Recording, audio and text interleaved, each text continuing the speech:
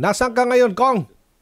Nandito tayo sa Nagoya, which is Nagoya, oh. several hundred kilometers away doon sa Ichikawa Prefecture. Pero since dumating tayo dito kahapon, kaliwat kanan na ang balita tungkol dun sa mga rescue operations ng Japanese Defense Forces sa earthquake at saka tsunami. And then yung nangyari pang sunog kagabi between JAL airplane at saka yung Japan Coast Guard. So parang sunod-sunod itong trahedya na tumama sa Japan na kaya nga sana kung may oras ho tayo mga kababayan, ipagdasal naman natin ng Japan kasi alam mo ba, by Aljo, ito ang pinakamalapit nating kaibigan na hindi naman tayo niloloko, di katulad ng isa dyan, kunwari. Kaibigan, Tama. pero nanakaw yung ating teritoryo. Ito ay kahit na sa DSWD tayo, Aljo, pag may mga lindol, kaagad na nagpapadala yung Japanese Embassy ng mga tulong sa mga kababayan natin sa Abra, sa Mindanao, pag may mga baha.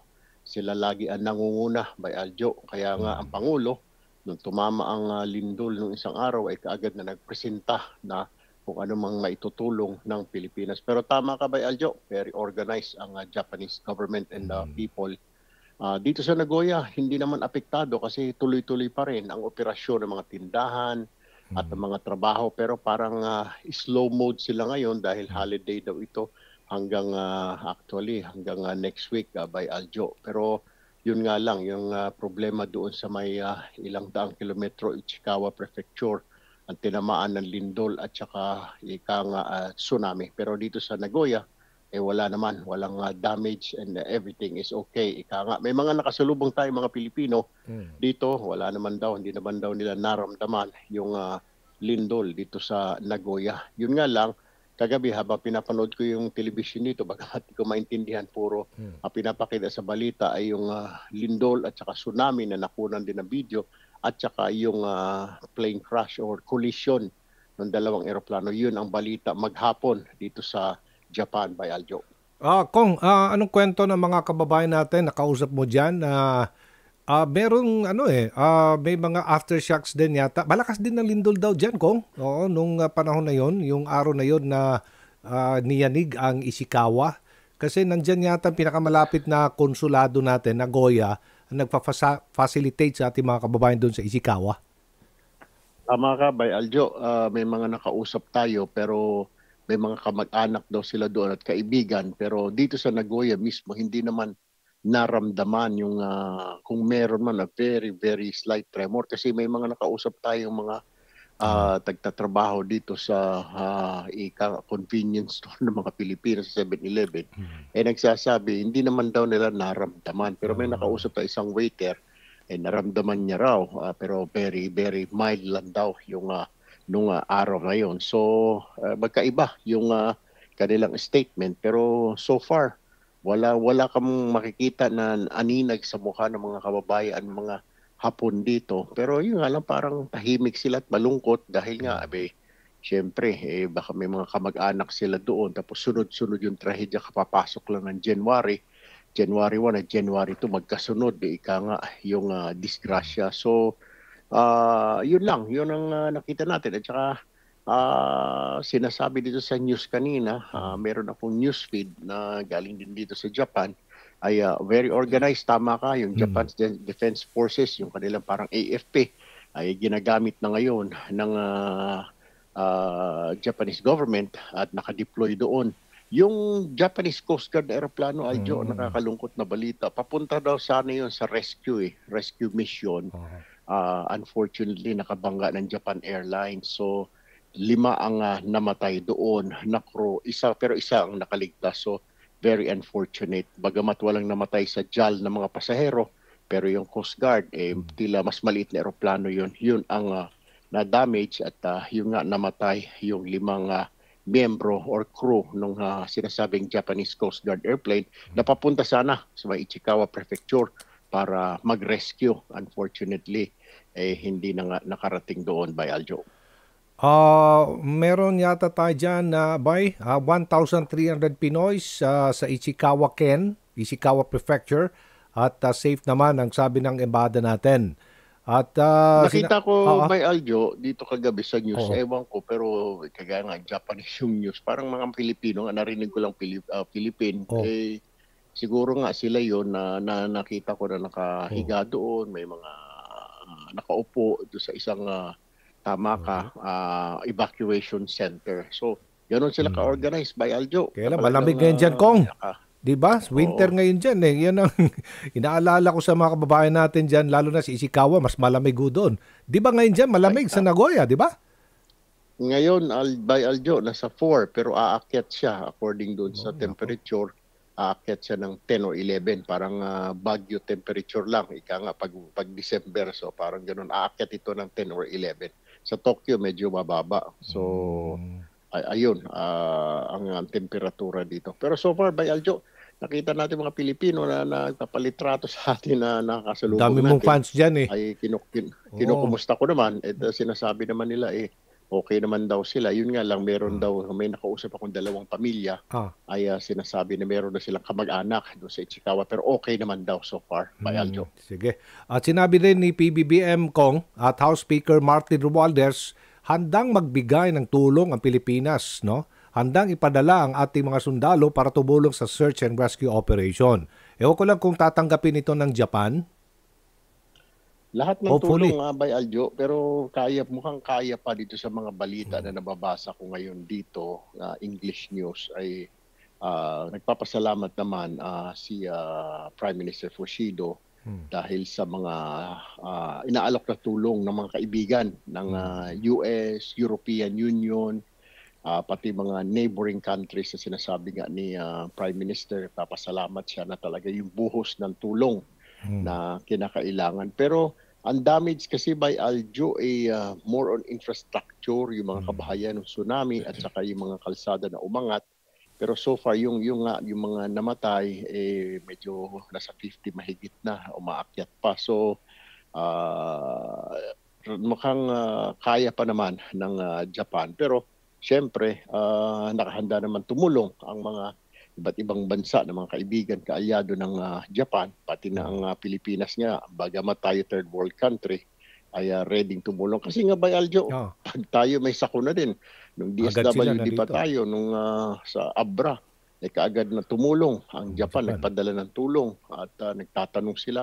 At may mga kalamidad, hindi lang sa Abra, sa iba pa mga lugar, ay kaagad na nandyan. Bukas lagi ang embahada ng Japan para sa humanitarian assistance para sa Pilipinas by Aljo. Papunta tayo sa Tokyo by Aljo. Tayo Okay. ay naimbitahan din doon ng Okay. isang grupo.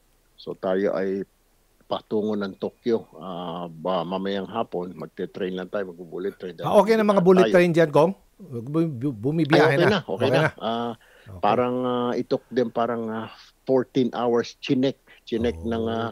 ika nga ng kanilang train authorities yung mga release, okay naman daw. So wala namang mga major repairs damage. Dito mo makikita by Aljo Bilis, na no? ito nga yan yung lately na ipinail ko na bill Oh. sa diyan sa Kongreso bago nag-close yung session o nag-break na yung kailangan siguro talaga may infrastructure natin Tama. ready sa mga ganitong kalamidad. Kasi, hindi ba yung pumunta ako dito dyan sa Mindanao, yung Oh. nagkaroon ng earthquake sa Gensan, biro mo, nilamon ng dagat, naguho yung pier, Yung pier pantalan. ng PPA, naguho, nawala, nilamon dahil pag-uga-uga.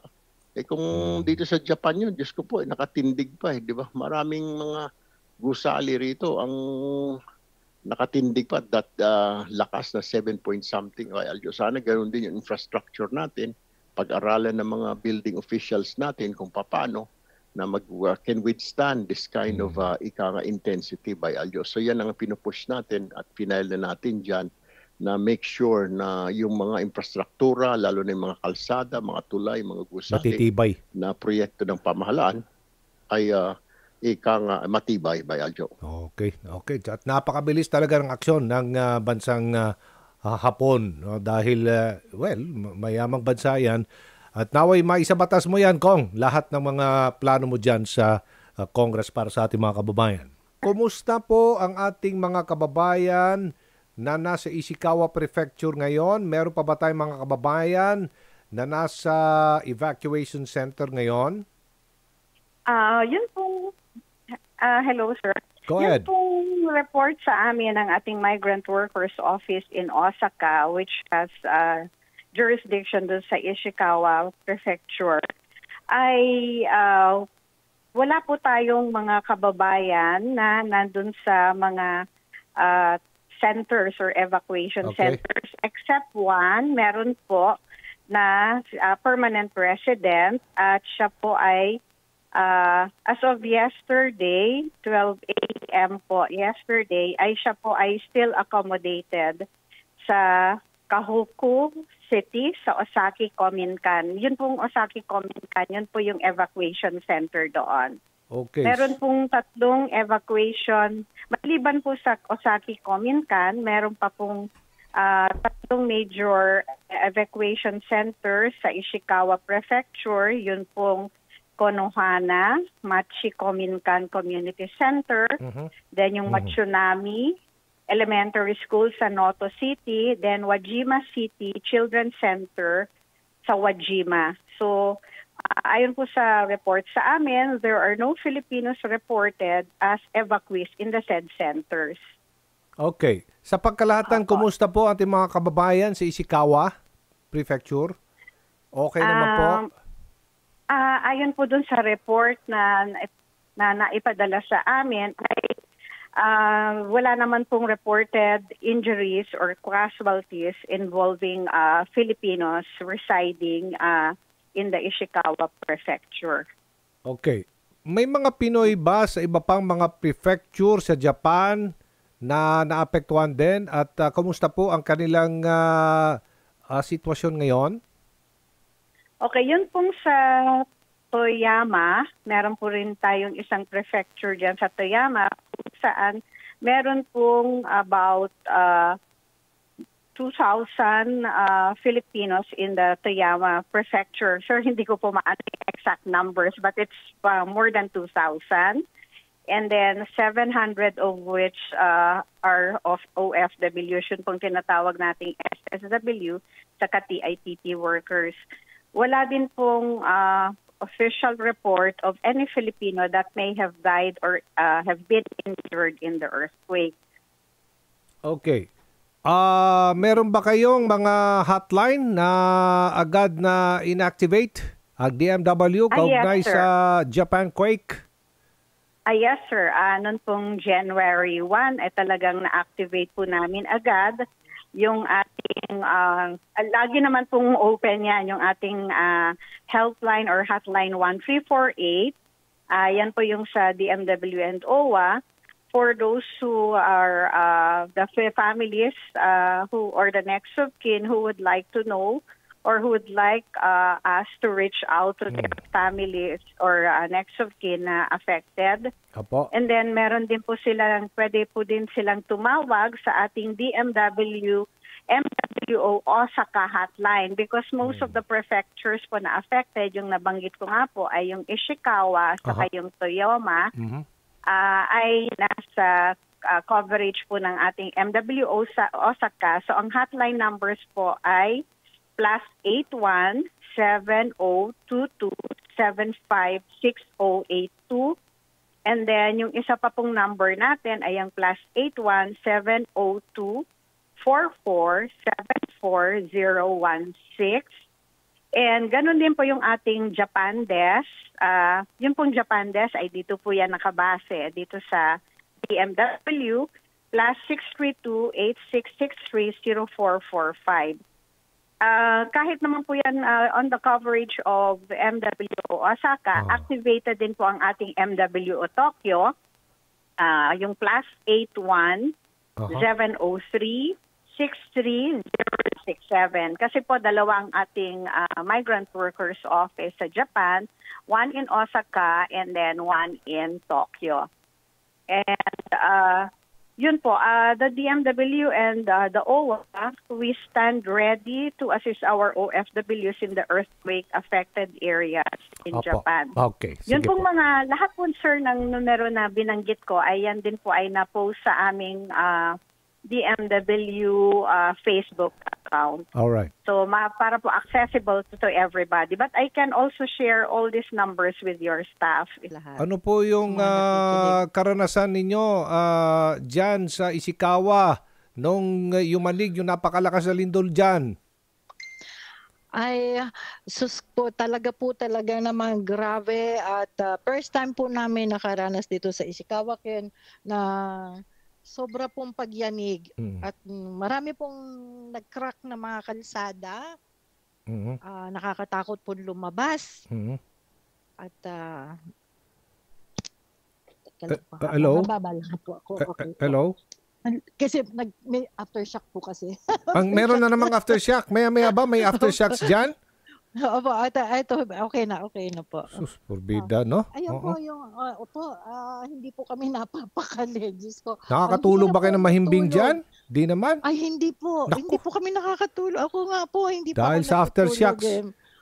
Yung Opo, bahay ninyo, kapagka- Ma'am Edith, nasira ba? Yung isa ko pong bahay, nasira po yung sa opisina. Ma'am Edith, opo. Ay, hello po. So, may aftershocks pa? Wala. Kanina po. Nako, malakas ho ba? Kanina lang po, 3 lang po. Ano ba itong aftershocks? Maya't maya? Talagang sa isang araw, maraming aftershocks ang inyong nararamdaman dyan, nararanasan? Opo. Nako. Kanina po, 2 o'clock, 2:22. Ang ganda pa naman ako, 2:22 eh. Big number 4 na po.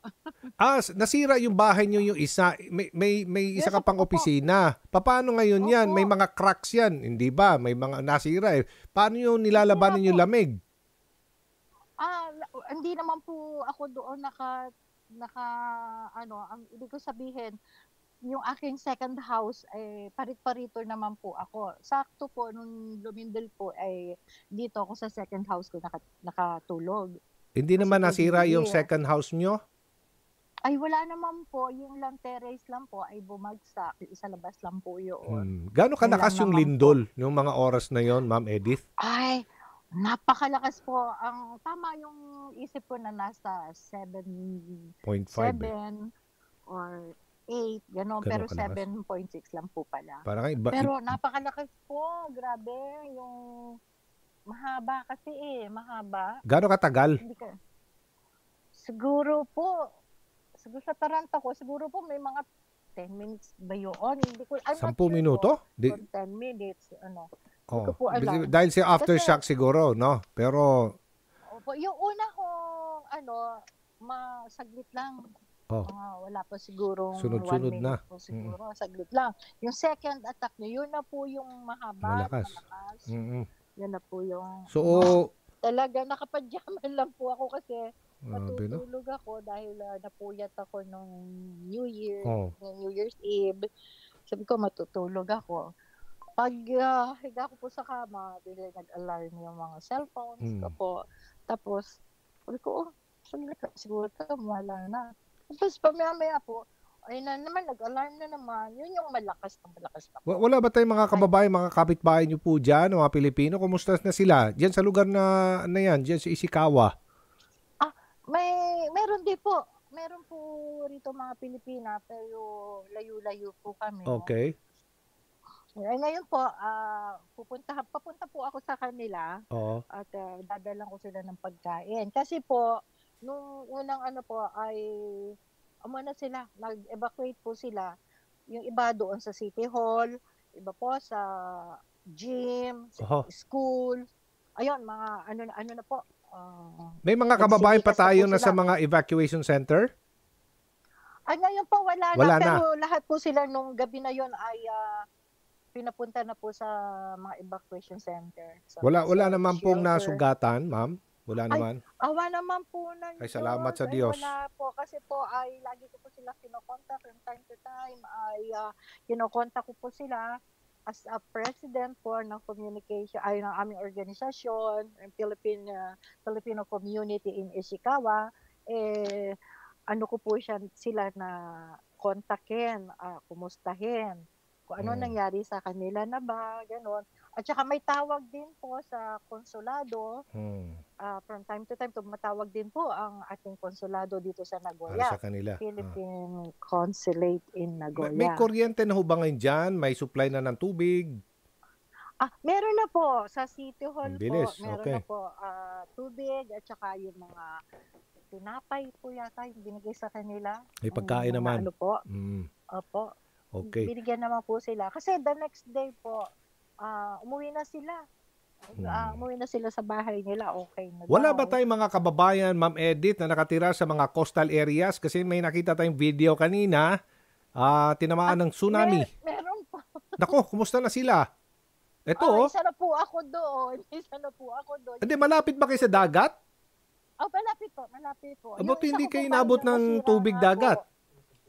Tabi pong dagat yun sa Buti akin. hindi na- Hindi naman po tabing-tabi. Hindi naman po tabing-tabi. Pero malapit po ako sa dagat. Kumusta na po yung mga...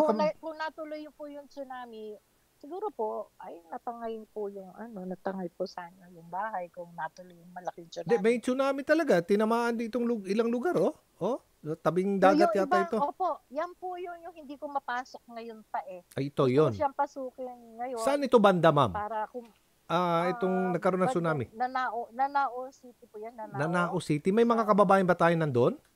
Meron po. Kumusta na sila? Pero wala na po sila sa evacuation center. Wala na po sila. Oh, Umuwi na po. Kaya lang, wala silang tubig. Wala, yung sa gripo. Tapos yung iba Okay. naman po, hindi sila makapagluto kasi nasira yung kalan nila. ang lakas talaga ng ano, oh. Opo, So, yun bago na. ang tsunami alert, agad na in-evacuate, nilikas kaagad ang ating mga kababayan ng mga Hapones nakatira dyan sa Nanako City. Opo. Tama ba? Tama po. Okay, Tama po. Sa very mga good. school po sila. Sa school, sa gym. Lakas, oh. Kanya-kanya na po silang nagsilikas na rin po. May nadali sila eh. Pero doon po sa Nanao na yun, natuloy yung tsunami. Pero hindi po ganun kalaki. Wala naman, Hindi ko lang wala po kayong sure. narinig na mga huwag naman pusatan, nasugatan o namatay dyan sa area Wala ninyo. naman Dyan, po. dyan, sa area ninyo, sa Ishikawa. Sa area po. Oh. Wala po. Kasi sinecheck ko po. Kasi tumatawag po ang ating konsulado. Tumatawag po sa akin. Paki-check niya, tinatawagan ko po sila isa-isa. Wala naman po. Ay, salamat. Pero doon sa, hindi ko pa kaagad na contact eh. Nasunog Oo. may mga sunog. May nasunog Sabi nga. ko, Oo. hindi naman bahay niyo yun, Tine-check ko sila, hindi naman daw nila bahay. Kailan ko lang na-contact kahapon po.